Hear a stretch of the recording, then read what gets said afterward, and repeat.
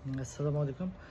আপনি ইন্ডিয়া যাওয়ার সময় আপনাকে ইমিগ্রেশন করতে হবে এবং সেই ইমিগ্রেশনের প্রথম কাজটি হচ্ছে আপনাকে একটি ফর্ম আছে ডিপারচার ডিপারচারের ক্ষেত্রে ডিপারচার ফর্ম এবং আপনি যদি আগমনী যাত্রী হন সেক্ষেত্রে আপনার জন্য অ্যারাইভাল গাইড অর্থাৎ আগমনী একটি ফর্ম আছে। যে ফর্মটিতে আপনাকে পূরণ করতে হবে নাম, জাতীয়তা, পাসপোর্ট নাম্বার, ভিসা নাম্বার, কোথায় অবস্থান করবেন সেটা, ভিসার মেয়াদ, এগুলো আর কি। এগুলো করে আপনি নিচে একটা সাইন দিয়ে ওইটি ইমিগ্রেশন অফিসারের কাছে জমা দিলে উনি আপনাকে পরবর্তী প্রসেসিং নিয়ে যাবে।